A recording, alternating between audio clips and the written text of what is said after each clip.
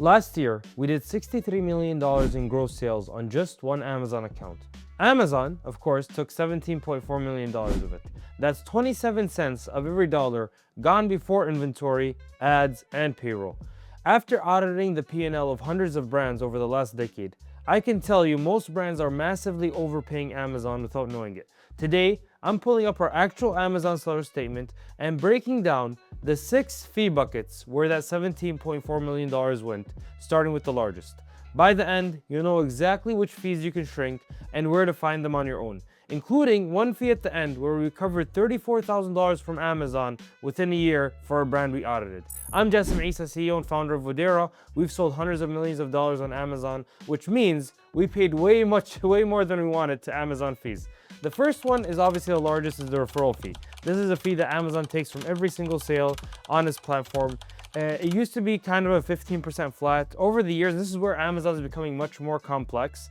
They've changed the mechanics of this. We're seeing it go all the way down from 8% to even 45% for like KDP, Kindle, which is not as relevant here. But even for regular stuff, 17%. For example, we saw an apparel brand, it had a 17% fee, but then if you're priced below $20, it's now 12% fee. So it depends on the category, it depends on the price, because Amazon's now trying to compete with Temu. This is actually something we're seeing recently, is Amazon is acknowledging these newer platforms, whether it's TikTok Shop and Temu, that are low priced.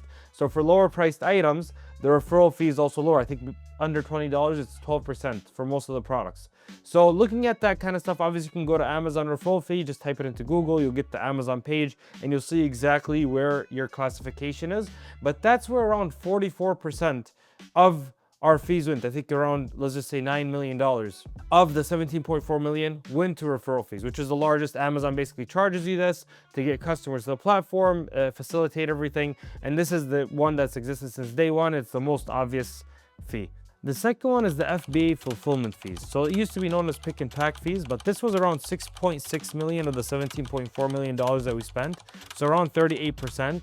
And this is basically what Amazon charges to use their FCs, to ship products in, all that kind of stuff. So obviously you can merchant fulfill the product on Amazon or FBM them fulfilled by merchant and not pay this fee, but it's gonna hurt conversion. You're gonna have to pay this fee in-house. And actually this is one of, I think at least, the more reasonable fees. I mean, it's priced very reasonably. If you try to ship yourself, Amazon's fee, and this is what they charge to like box your item up, including the shipping to the end customer. So if you tried to ship to your end customer, you're gonna have to buy UPS label, FedEx label. Even Amazon now offers shipping to compete with them, but you're gonna have to buy that label on yourself. And we've seen that Amazon's able to get better rates, obviously, especially for the last mile coverage.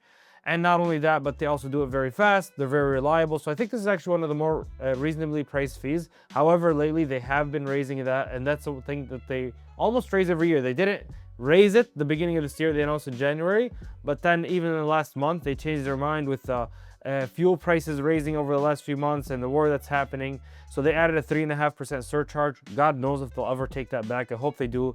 Knowing Amazon, sadly, they probably won't. But that's even, so whatever, let's say it was $5 per item at 3.5% over. What is that? Let's say 1% is 5 cents. So 15, 18 cents approximately more. For us, over a year, that's around $250,000, just that 3.5% extra. So it hurts. And that's where you see that shrinkflation come with Amazon as they creep up these fees. So you have to be very diligent about what's happening. And this is based on the dimensional weight of an item along with the classification. So the dimensional weight is the kind of the size and the weight of an item combined. So even if you have a 50 pound item, or let's say a 1 pound item that takes up a lot of space, or a 50 pound item that takes up a little bit of space, the fee might be similar because it's based on dimensional weight. And again, you can go to Amazon's fee, you can see the classification. This one's a little bit more complex to understand, but even easier, you can go to the FBA revenue calculator, you can grab an ASIN, you can put it in, and just type in FBA revenue calculator on Amazon, you can see all this stuff, and it'll tell you how much this fee is specifically. So it can give it to you for an ASIN to see what that looks like. And then the other part of it is the classification. So if it's apparel, hazmat, sometimes those are more expensive than standard or oversized. So that also plays into this factor as well. One of the ways to reduce this fee is two things actually, is to make sure that the FBA fees that are on Amazon FBA actually match the dimensions of your product.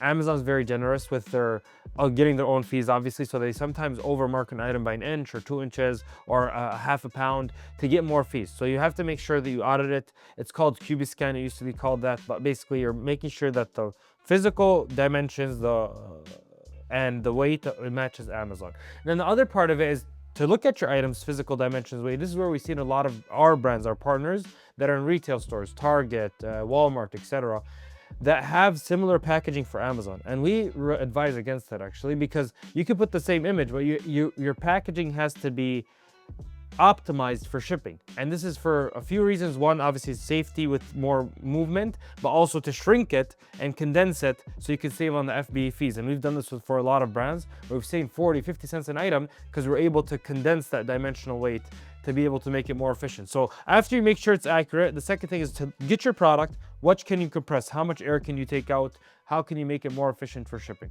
The third one is the return fee cascade. And this is why this one is actually a snowball. It's very tricky. Even though we only paid, and I say only, it's still crazy, $330K on refund admin fees to Amazon, but that doesn't include the actual returns of an item. So if you look at the statement, it was $63 million gross sales, but the net sales were $53 million. A lot of that discrepancy, then $10 million, was returns. So not only are you getting refunded obviously the cost of the return going back to the customer, but Amazon also charges you a fee to return the item. And not only that, but they also don't return the fulfillment fee, the FBA fee that we talked about earlier. So the returns are very, very costly because you're paying them on 3 or 4 fronts. You're getting the inventory back, you're paying storage again, you have to price it again. All that kind of stuff is where return fees truly cascade.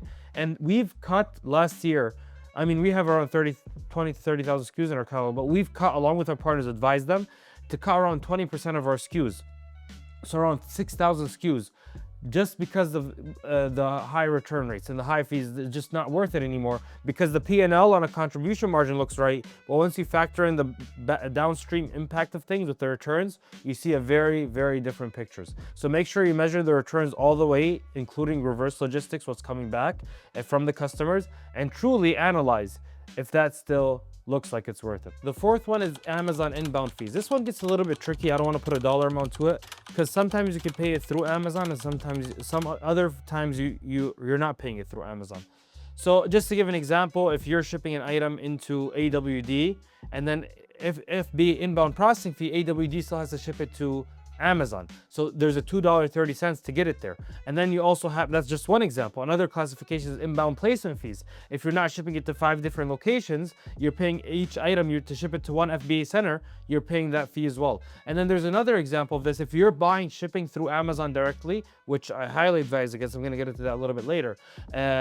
If you're buying shipping directly to Amazon, you're basically paying Amazon to get UPS, to give you UPS partnered rate and it's not always bad. It's called PCP, Partnered Carrier Program. Again, I always advise against it, but if you're only using small parcel delivery, SPD, and you're using UPS, you're overpaying for shipping. We've done that. We've seen brands do that. We ship them to a Amazon Freight or AGL or other programs where, unless again, there's a use case for the PCP, but just getting back to the point that if you are using PCP, you're paying that also through your Amazon account. But if you're using it outside where Amazon Freight, you're paying through a credit card. So it's not all within the Seller Central. So that's why I say it's direct and indirect. The AWD to FBA is obviously within Seller Central, but not everything Amazon inbound is within Seller Central. So I hope that makes sense.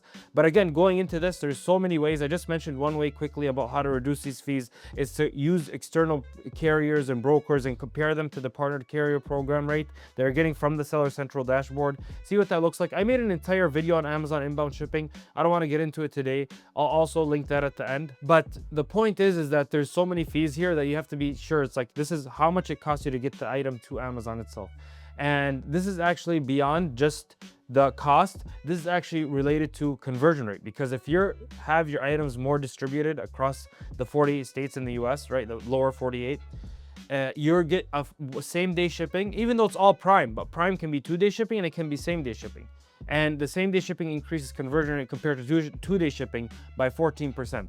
So without getting into the dynamics, this is about the fees of things. There's within Amazon inbound fees, there's various classifications. between, again, AWD, getting it to AWD, and then AWD getting it to Amazon, getting it to FBA centers. If you're going to 5 or just going to 1, then you have to worry about inbound placement fees. Are you shipping it with a carrier? Are you using Amazon Freight? Are you using an external, your own carrier? Are you using PCP? All those are factored into Amazon inbound shipping. Storage. This one was around 1.91 million of the 17.4 million fees I mentioned initially. So around 11%.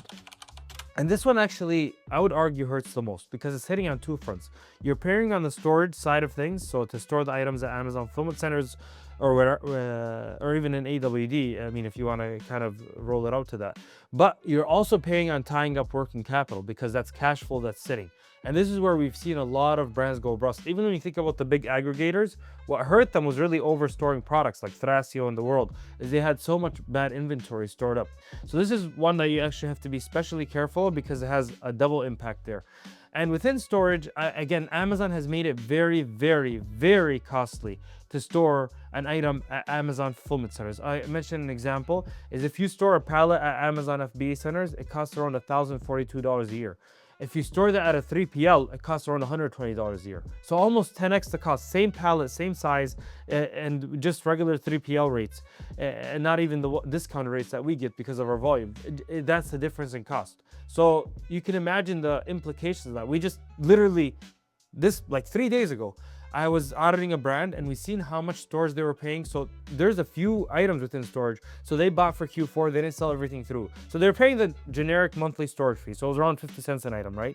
But then they were also paying LTSF fee. So they changed this to inventory age surcharge fee. So after 6 months, if an item stays at FBA, they charge you an additional fee on top of that. So this was another 70 cents an item.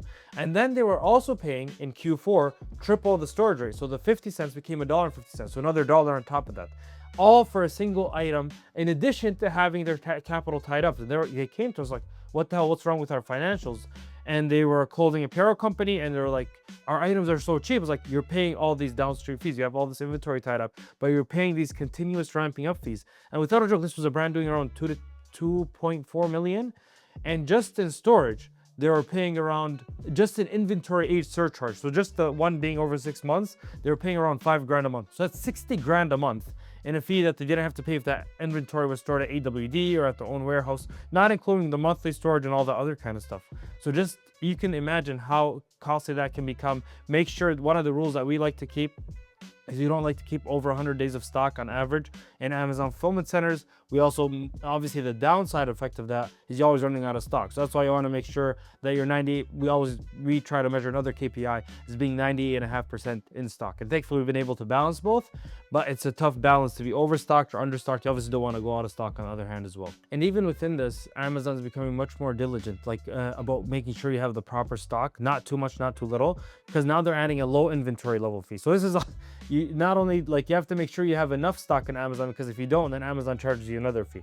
So I get more into this, I'll mention a little bit more on this later, but again, this is making sure that your storage is adequately stored to make sure that you're not overpaying, not underpaying, not overstocked, not understocked, etc. The sixth one is adjustments and reconciliation. This was, again, another one similar to inbound shipping where it's direct and indirect, because some stuff you get it directly, some stuff you don't, you have to do an insurance claim. But this is basically Amazon losing inventory, and I made an entire video on reimbursements, and you can find it. I think it's called Amazon Full Guide to Reimbursements 2026. But this could be anywhere to 2 to 3% of your total revenue. So if you're a $4 million brand, 2% is what? 1% is 400 grand, 800 grand, and 40 grand, 80 grand in basically reimbursements that you could be eligible for, anywhere from 80 to 120 grand if you're a $4 million brand, right? So this is a huge bucket, and Amazon, I think in October last year, September, they made a lot of this automated, but this actually gave a false sense of comfort to a lot of brands where they're not auditing it. And if you remember in the beginning, I mentioned a $34,000 example.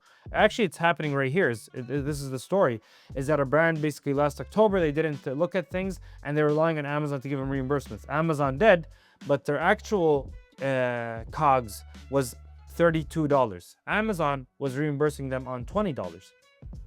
So that $12 discrepancy, they didn't notice it. They thought they were getting refunds, and trying to fight Amazon is not easy. You have to submit invoices. You have to submit a lot of stuff. But after fighting Amazon on their behalf for approximately 6 or 7 weeks, we were able to push it through to get the updated $32. And that's where over this next year, that difference, the $12 difference based on the amount of units that Amazon's losing for them, is going to be around $34,000 and refunded, reimbursed additionally from Amazon. So just that small tweak. So understanding this includes also stuff like service fees, miscellaneous fees, adjustments, all that kind of stuff, reconciliation. Again, this was smaller, depends on how you calculate it based on like what's getting back on revenue. Is this really a fee? But I thought I'd mention it because you can also look at stuff like Amazon SaaS or CSM Manager where you're paying for that program.